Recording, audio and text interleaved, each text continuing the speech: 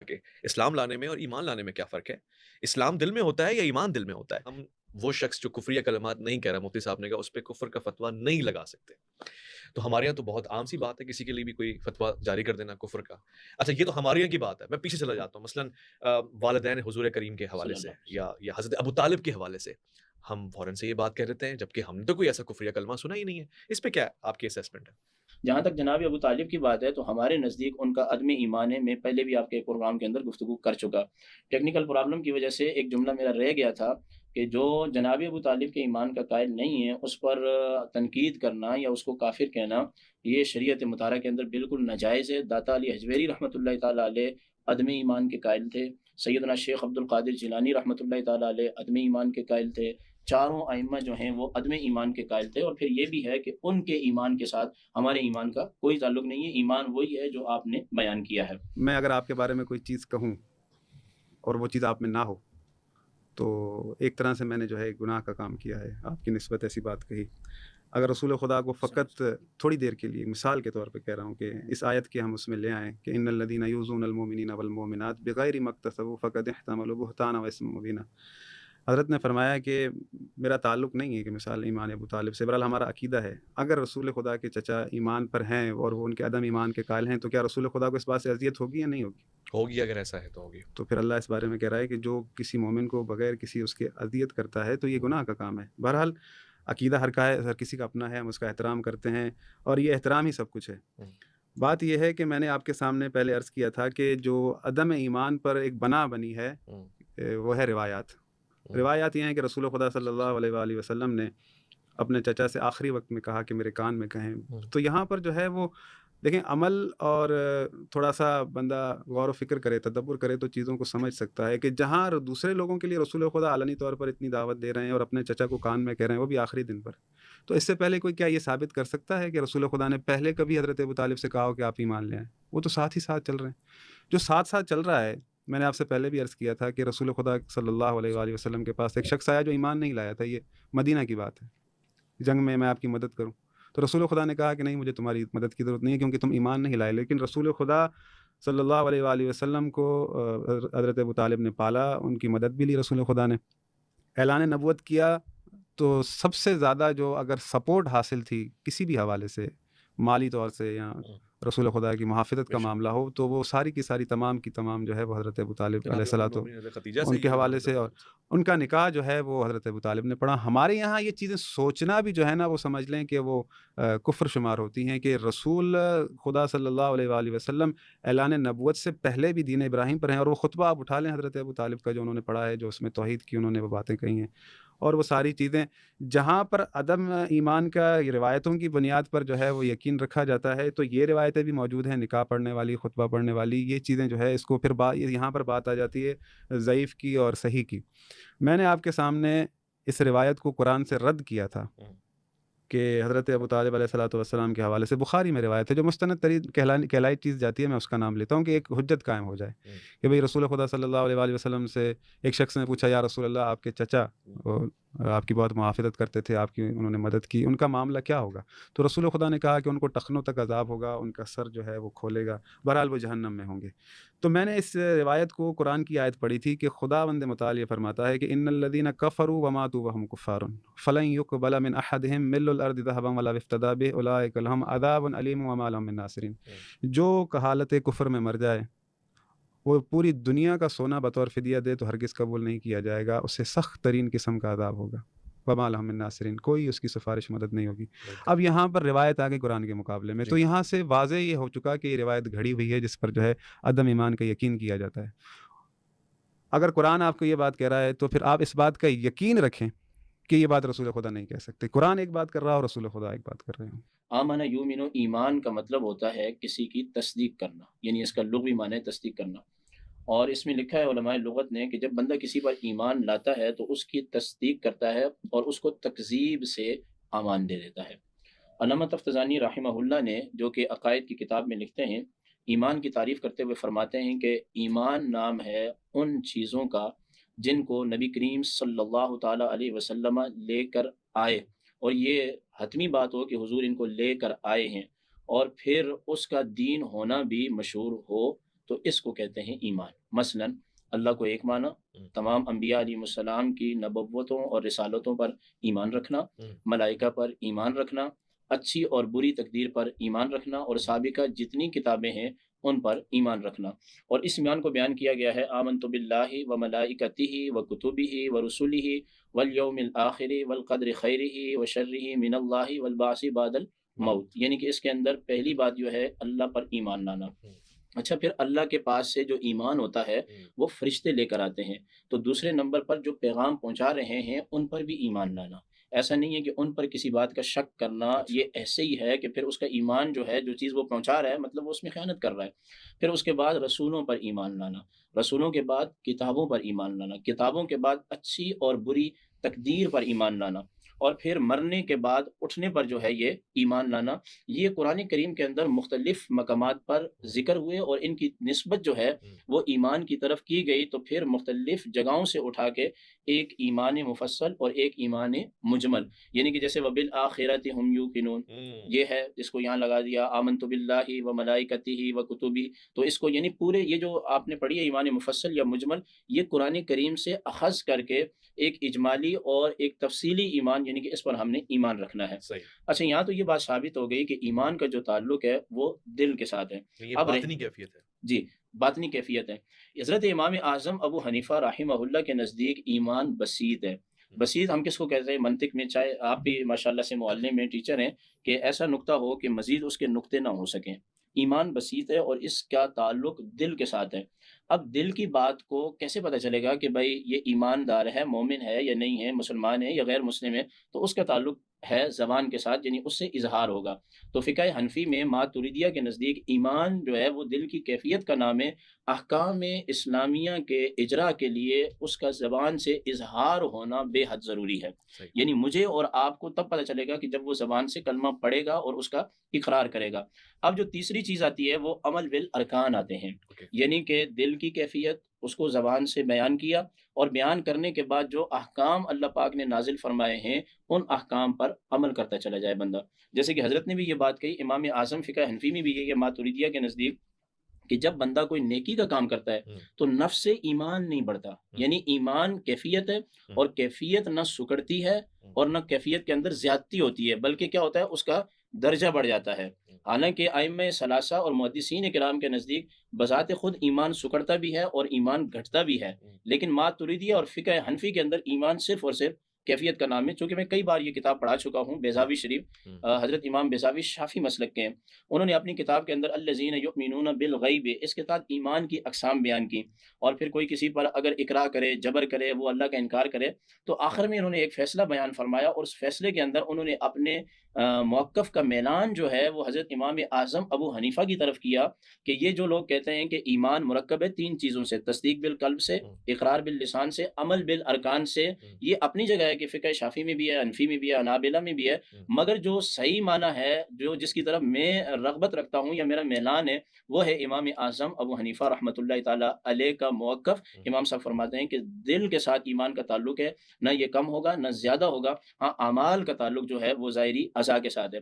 اب جو بات آپ نے حضرت صاحب سے کہی ہے وہ یہ ہے کہ آپ نے ایک آیت کا حوالہ دیا، قالت الاعراب آمنا، تو اعراب نے کہا کہ ہم ایمان لائے، تو اللہ پاک نے فرمایا تم یہ نہیں کہو ایمان لائے، ولیکن قولوا اسلمنا، لیکن تم یہ بات کہو کہ ہم اسلام لائے۔ بعض لوگوں کے نزدیک کیا کہ اکثر کے نزدیک ایمان میں اور اسلام میں فرق ہے، مگر اس کا مصداق ایک ہی ہے، یعنی کہ فقہ حنفی میں بسیط ہے نا ایمان، مگر اس کے لیے شرط اقرار باللسان بھی ہے اور عمل بالارکان بھی ہے۔ فقہ شافعی کے اندر تینوں چیزوں کے مجموعے کا نام، یعنی دیگر فقہاء اسلام کے نزدیک، تو دل سے وہ اللہ کے رسول کو نہیں مانتے تھے، اللہ کو نہیں مانتے تھے، مگر وہ ایسے کرتے تھے جیسے اصحاب رسول مسجد نبوی میں سرکار دو عالم صلی اللہ علیہ وسلم کے پیچھے نماز پڑھ رہے ہیں تو وہ نماز پڑھ رہے ہیں، اسی طرح منافقین بھی نماز پڑھتے تھے۔ یعنی کہ اسلام کا تعلق ہے اعمال کے ساتھ اور ایمان کا تعلق ہے باطن کے ساتھ، مگر ان دونوں کا مصداق ایک ہی ہے۔ یہاں میں ایک بات کی وضاحت کر دوں فقہ حنفی کے اعتبار سے، یہ جو ہم کہتے ہیں نا کہ بھائی تم یہ نہ کہو کہ ہم جو ہے کیا نام ہے مسلمان ہیں، بلکہ ہم مسلمان تو ہیں مومن نہیں ہیں، یہ جملہ غلط ہے۔ جی اکثر لوگ کہتے ہیں کہ ہم مسلمان تو ہیں مگر مومن نہیں ہیں، لوگ یہ سمجھتے ہیں کہ مومن کا جو تعلق ہے وہ آسان نہیں، مومن خاص لفظ ہے، مومن کی نفی کسی صورت میں نہیں ہوگی، کیونکہ مومن وہ یقین ہے جو بندے کے دل کے ساتھ ہر وقت لگا ہوا ہے۔ کیا ہر مسلمان مومن ہوتا ہے؟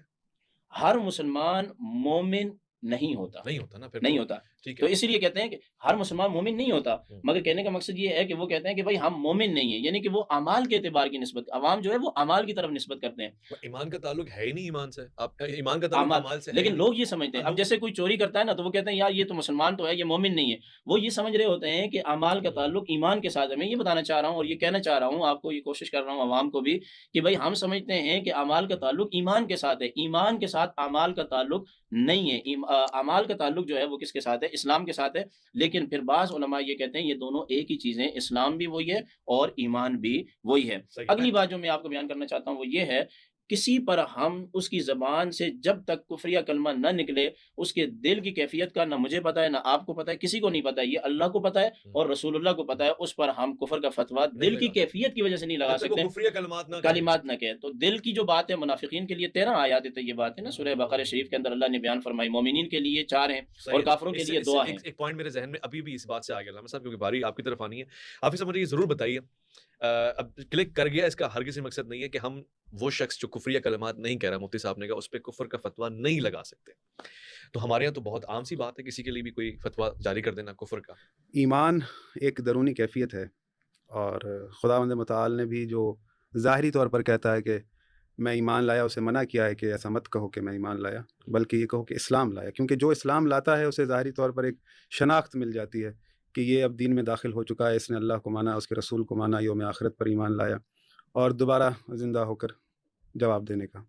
ایمان ایک الگ چیز ہے اور اس کے درجات ہیں، ہم درجات عند اللہ، جو انسان کی معرفت کے ساتھ آہستہ آہستہ بڑھتے ہیں۔ رسول خدا صلی اللہ علیہ وآلہ وسلم نے فرمایا، بلکہ آیت کا ترجمہ جو ہے رسول خدا نے ایک جملے میں سمجھ لیں کہہ دیا کہ جب ایمان کامل ہوتا ہے، ایمان جب کامل ہوتا ہے تو انسان کی کیفیت کیا ہوتی ہے؟ الحب فی اللہ والبغض فی اللہ۔ اگر کسی سے وہ محبت رکھتا ہے تو اللہ کے لیے، اگر کسی سے بغض رکھتا ہے تو وہ اللہ کے لیے۔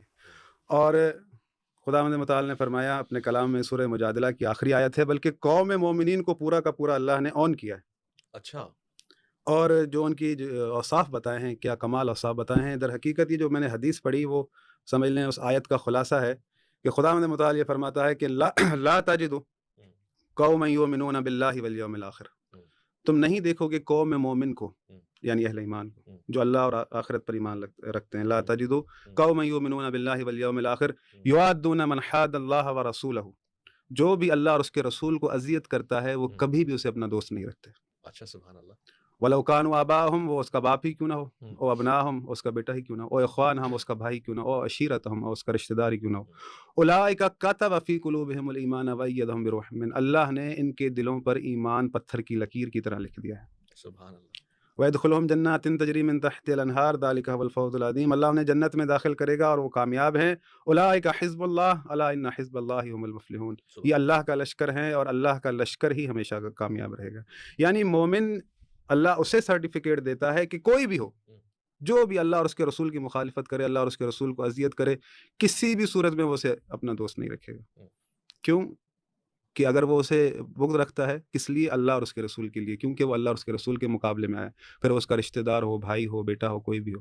تو یہ درجات ہیں، یہ ایک ایمان ایسی عظیم چیز ہے کہ اللہ انہیں اون کرتا ہے اور انہیں بشارت دیتا ہے اور اپنا لشکر کہتا ہے، سب سے بڑی بات، اور انہیں کامیابی کی بشارت کے ساتھ ساتھ اپنا لشکر بھی کہتا ہے اور وہ فلاح پانے والوں میں سے ہیں۔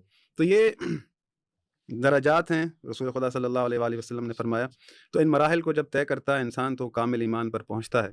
تو یہاں پر ہم کسی بھی صورت نہیں کہہ سکتے کہ ظاہری طور پر اگر کوئی کہے کہ میں مسلمان ہوں، یہ بلکہ انسان کے اندر جو ہے نا وہ خود اپنی ایک کیفیت بنائے کہ اس کے تمام جو ہیں عمل وہ سارے کے سارے اللہ اور اس کے رسول کے لیے، اگر کسی کے ساتھ کوئی عداوت ہے، کوئی بغض ہے، وہ بھی اللہ کے لیے، اگر کسی کے ساتھ عشق و محبت ہے، اور اللہ کی تمام وہ چیزیں جو اللہ نے نازل فرمائی ہیں ان سے عشق و محبت اللہ کے لیے۔